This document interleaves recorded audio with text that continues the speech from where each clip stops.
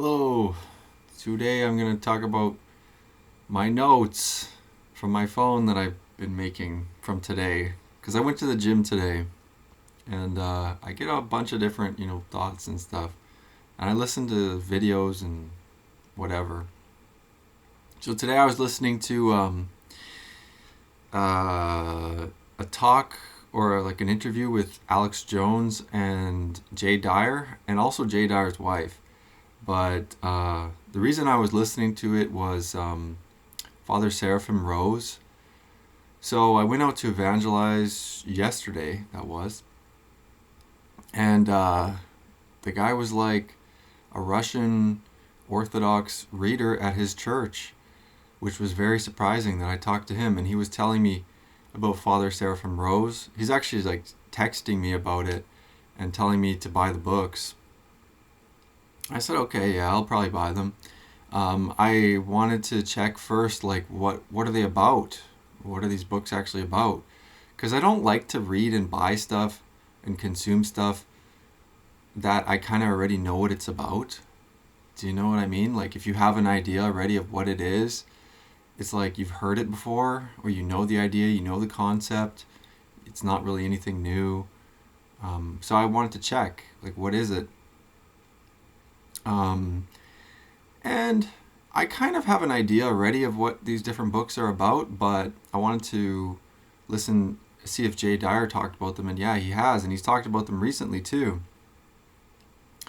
And so I guess in 1974, Father Seraphim Rose, he wrote about orthodoxy and the religion of the future, and this is one of the books that Jay Dyer says is prophetic, meaning that it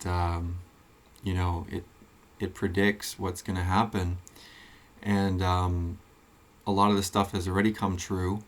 But I picked out this one section I just wanted to read from the video.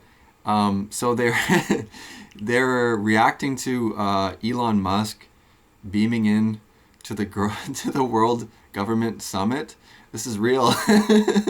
So there's like this meeting called the World Government Summit, and Elon Musk is like a giant face on the screen, and he's talking to the World Government Summit, which is kind of a funny thing if you just say it, right?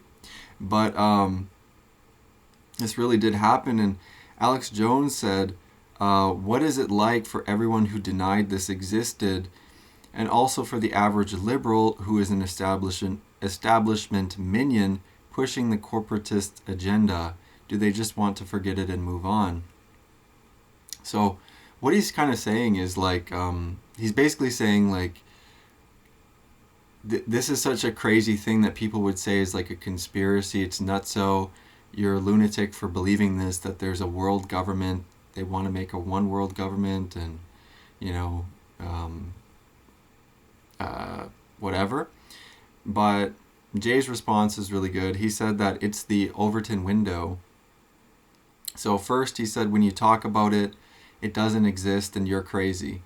Then eventually they'll haggle over the words and say, well, it's not really a world government. It's like similar to the League of Nations, or it's like the UN, or it's whatever.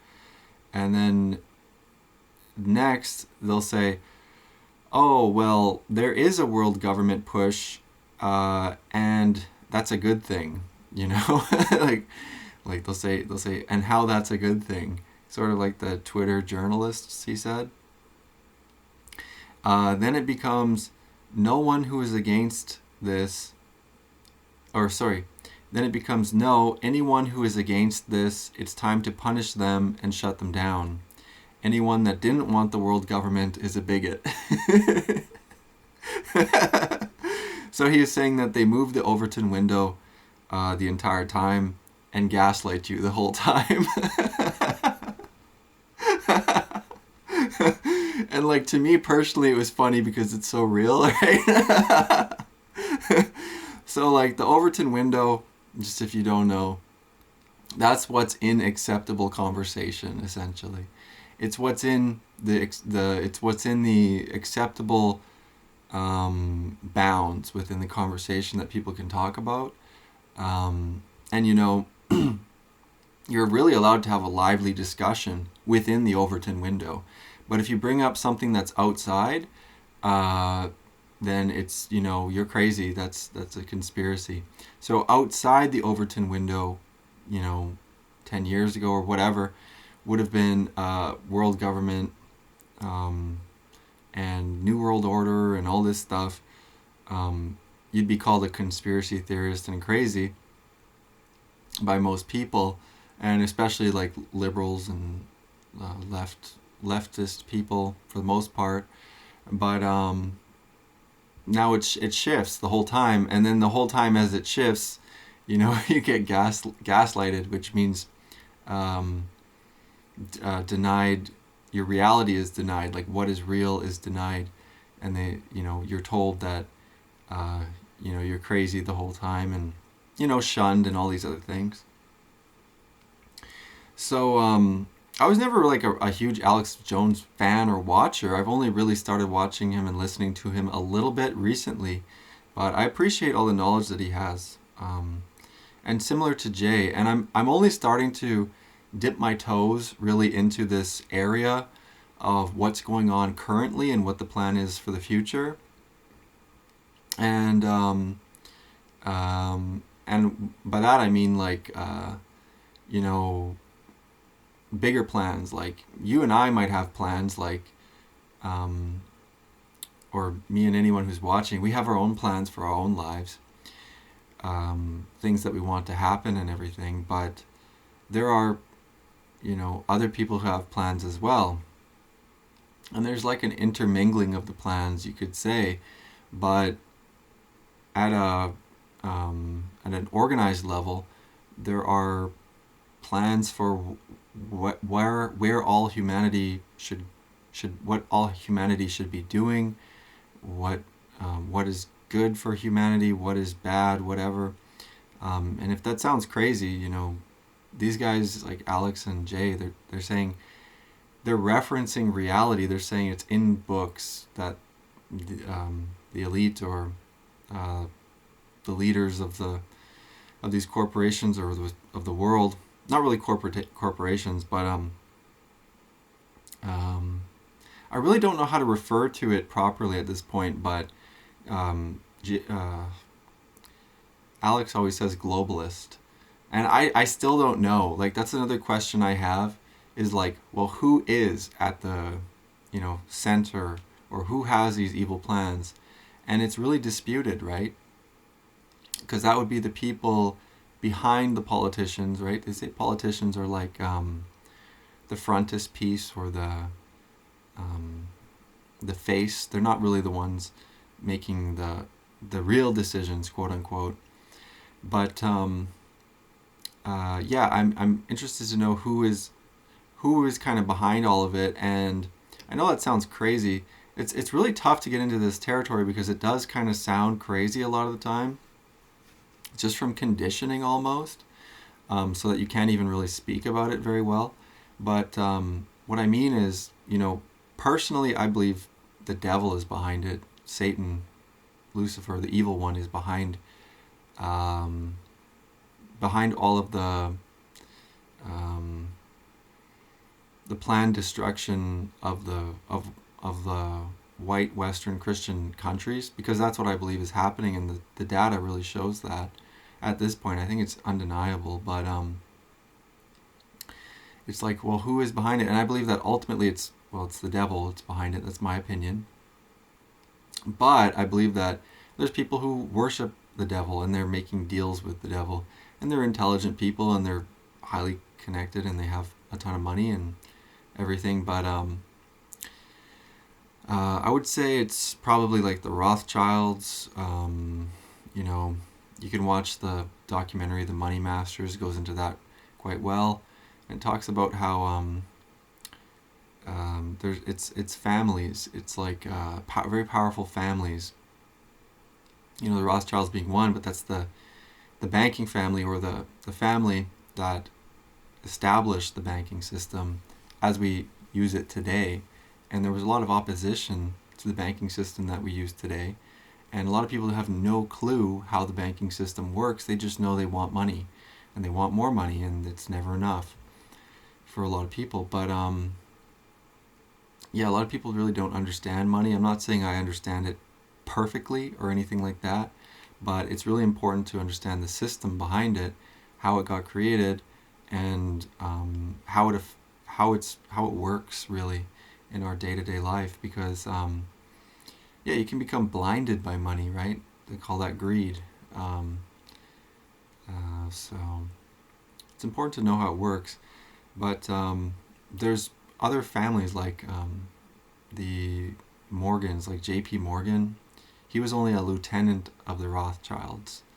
And when he died, people found out that he only owned like 19% or something like that of his company, very low percentage for being the founder and everything. And that the greatest stake was held by the Rothschild family. And the Morgans, the Schiffs, the Warburgs. So it's very powerful families, and I'm not really sure everybody else. You know, it's funny, they say Klaus Schwab, he looks like Dr. Evil, but his lineage, he is a Rothschild, I think, under his grandmother or something like that. But there's other people too, and it gets really disputed, and it's really confusing. That's why people don't really go into it. So anyway, but I'm starting to learn more about it, and I'm getting a better understanding of history. Like history and religion is extremely important.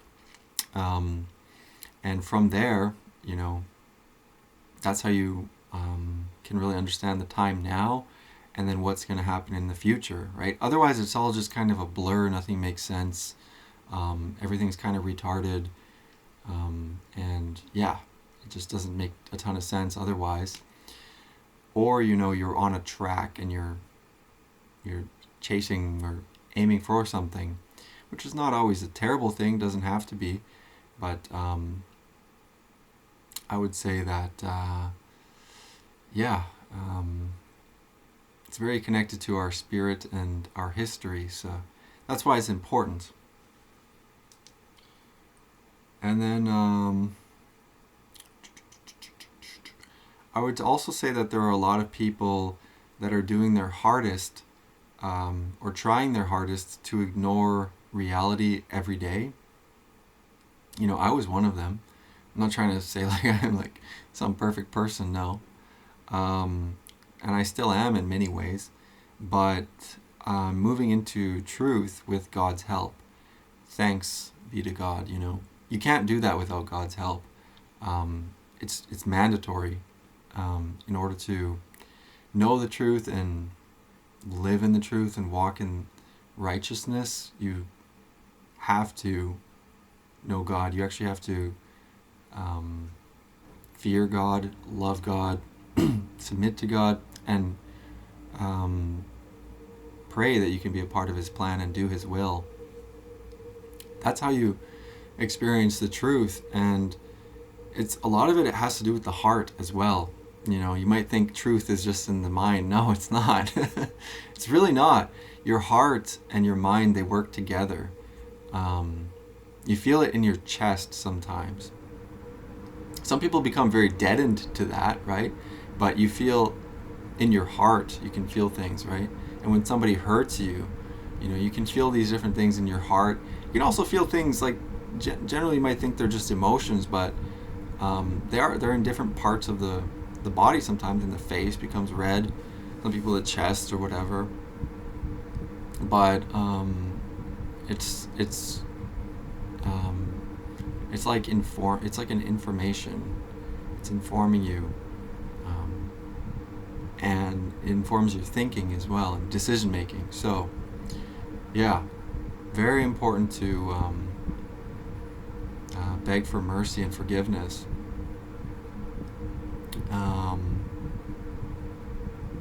Yeah, and to have faith.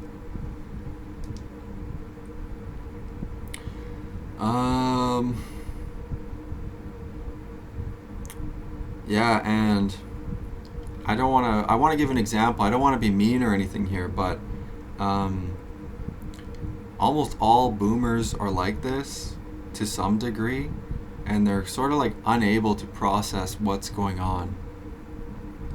And um, I, I've known this for a long time. I think a lot of people know this, but it's really tricky, right? It's really not easy to get to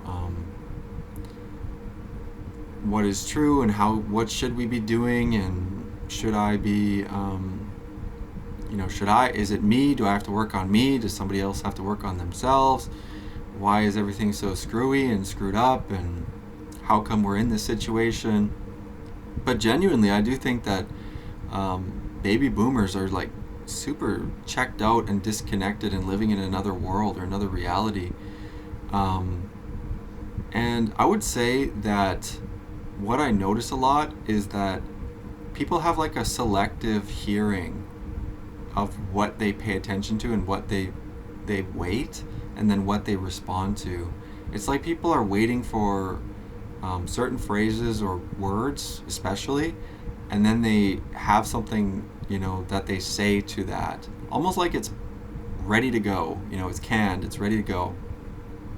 This happens a lot. I used to actually do this. I used to memorize like quotes and phrases, like powerful ones, and then when the situation arose, I would use them. But it's like the knowledge would weigh me down because I'd have them in my head and I was kind of waiting for the situation. This is not really a good way to go. It's not really a good thing, because I don't think the intention was correct. But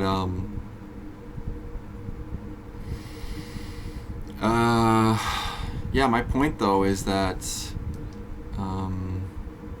people really deny reality a lot of the time. And my example is, so I went and evangelized yesterday, and then I get told by the person I talked to, he turns out to be like a very Christian person. He's an Orthodox Christian. So we get into a good conversation, but he tells me, ask for a blessing. So I was like, okay, well, I should. Seems like I'm being guided to do so. Although I know at the same time that a lot of people are just defensive, so it might not even really be a good thing. Well, it'd be a good thing to get a blessing, but it might not be like, it might be just a certain paradigm and way of thinking that is not necessarily the Christian instructed by Jesus way of thinking. I don't know if I'm putting that very well, but what I mean is like the Gospels tell us to go evangelize, right? But he was telling me to exercise caution, which I was like, okay, fine, sure. So I asked the priest at this church. I tell him what I'm doing, my experience, and ask for a blessing. And I say that I'm doing this because nobody else is doing this, and it needs to be done. It's what we're told to do. The Bible tells us to do this, and few people actually profess their faith, and very few people evangelize, almost nobody. And so I sent the message, and I asked for the blessing over email, and he responds, and basically he just ignores. He doesn't even understand my message. Like, it seems like he didn't even really understand it. He disagreed. Didn't understand it, or misunderstood it, and then said no, but didn't use the word no, and then said he's encouraging me to preach the basics. And I was like, man, what is this? Why is it that people just, constantly hear what they want to hear all the time, and don't really weigh the situation or the facts or the broader, I guess you could say, social I'm not really sure how to phrase it, but what's going on in society, because it's just too much at this point. Like, it's too much. What are you supposed to do? Everything is going terribly. Um, People have, people are not happy as they used to be. We're getting swarmed with immigration. The birth rate has collapsed. Um, it, it's complete incoherence in society among worldviews, and speech is incredibly chilled to the point where no one wants to say anything controversial, or anything that could even approach something controversial. It's like so many people have mental health challenges. I'm not putting them down in any way for that, but I'm saying that people are just kind of told to, continually focus on yourself. The hyper individuality message gets pushed, and no one's out there proclaiming the gospel of Jesus Christ, the love of Jesus Christ, which it's like this is a Christian country, Christian nation,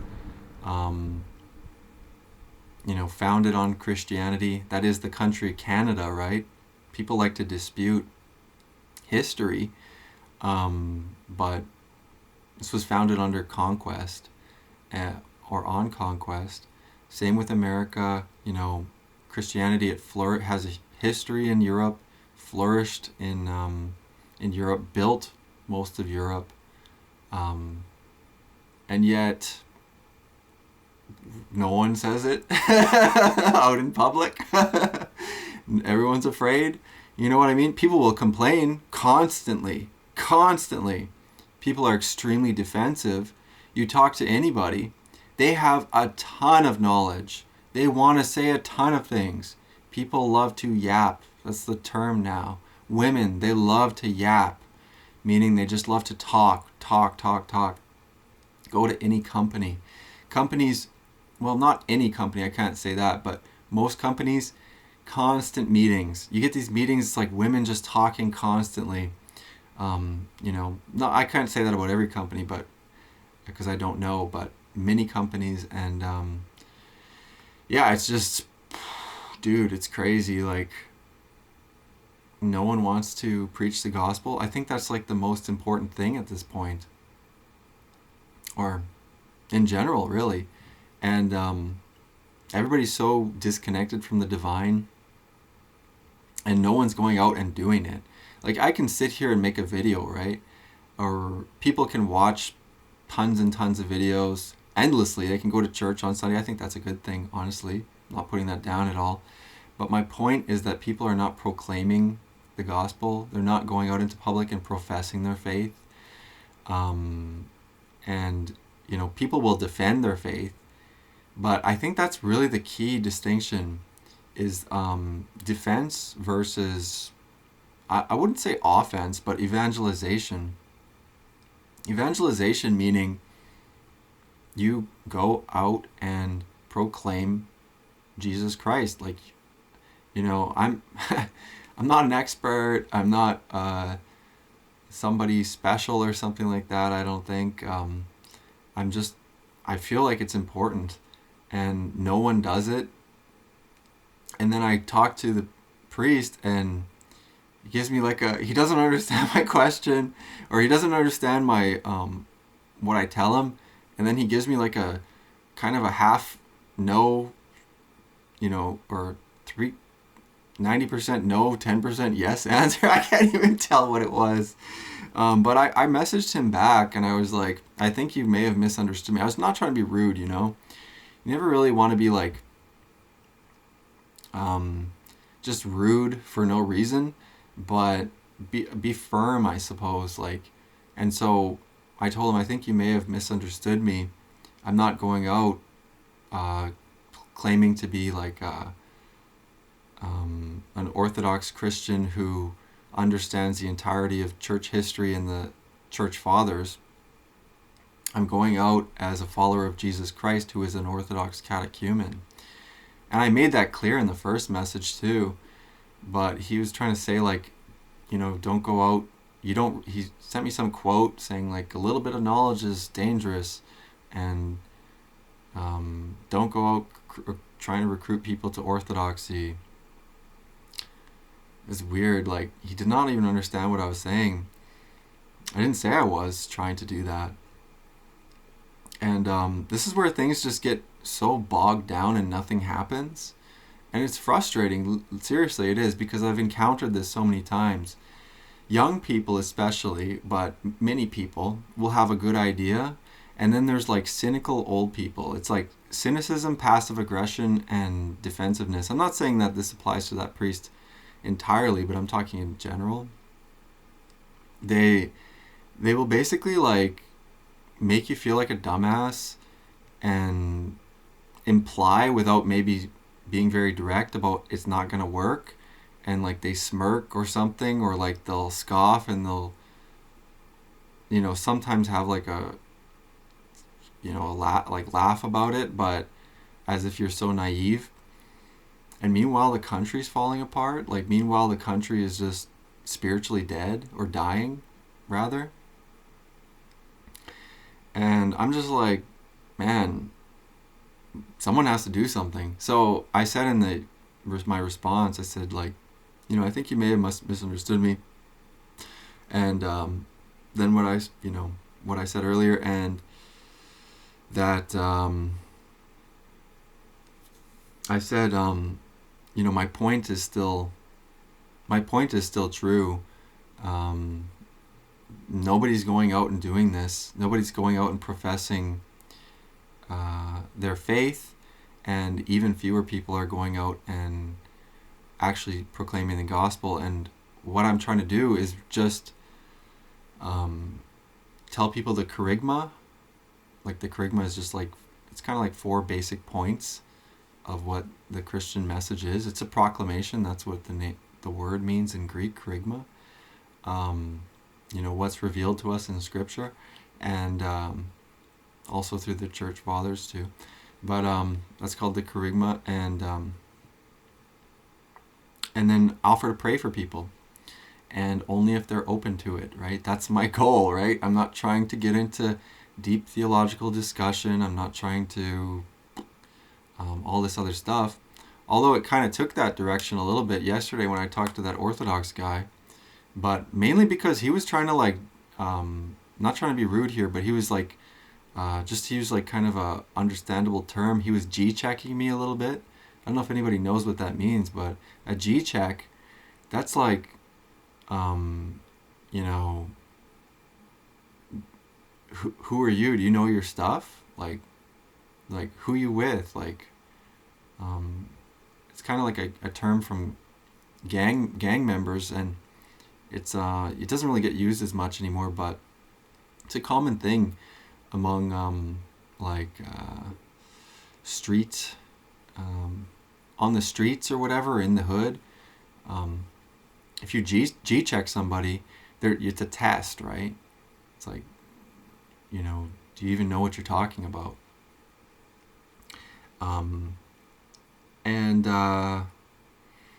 though not explicitly, but essentially, so that was how that went. But yeah, so I don't know. It was a little bit frustrating, I will say, but I mean, I just have a I don't know if it's me about my personality or what, and I'm not trying to put myself down by saying this, but I think maybe sometimes I do focus too much on the negative aspects of things without appreciating as much the positive. And I can't, it's almost like I can't help it. I'm not trying to do that purposefully, and I'm not trying to complain. And I only sound like a real complainer on here because I'm just vlogs, right? But yeah, anyway, so I'm not gonna keep rambling about that. But yeah, I'm not deterred. I'm gonna continue to go out and evangelize. I'm not sure when. Maybe on, coming up in the next week or so. I actually look forward to it. Like, I kind of like it. Like I was saying before, it's like an adventure a little bit. And I'm not trying to make light of it or something, but what I mean is that it just feels like a purpose, right? It feels like important, and it is important, really. So yeah, I like that. Yeah. Okay, and yeah, I would say also that it's important that we have facts, events, facts on events, books, right?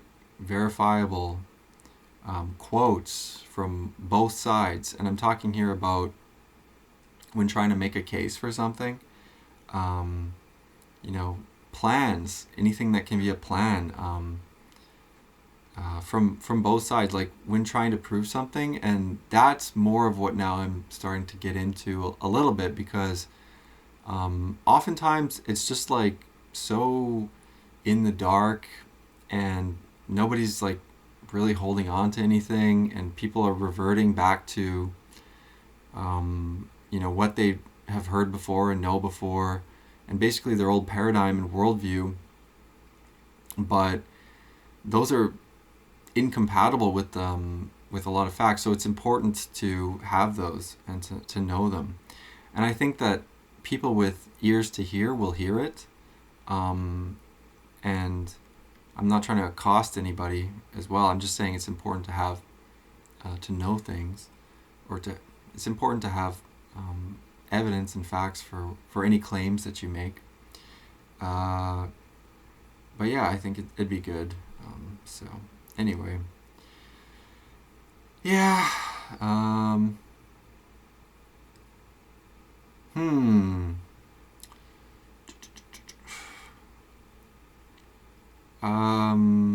I would say that overall, the direction that people are heading in is controlled, and it's generally it's an evil direction, and it's trying to push people away from God.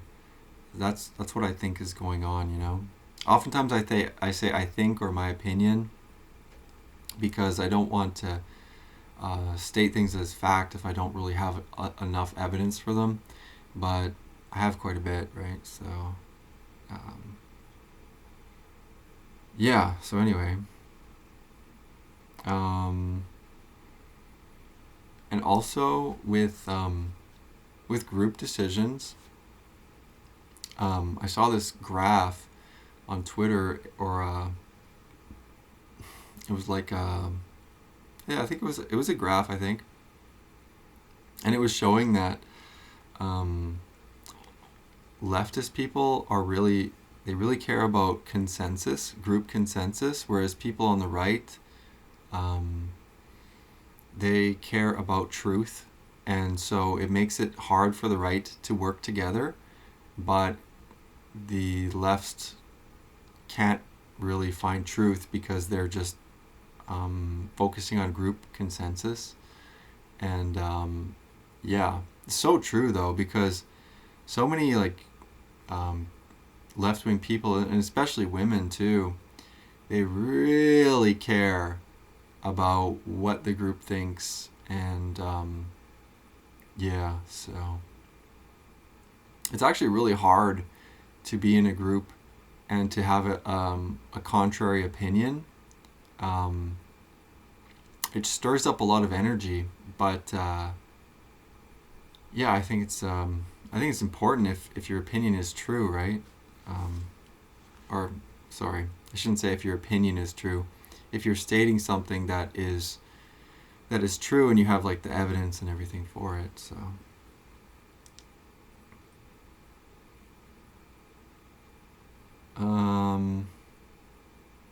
and it is really the mockers and the skeptics and brainwashed, you could say blue-pilled people, that are really hard to talk to. It's so difficult to talk to.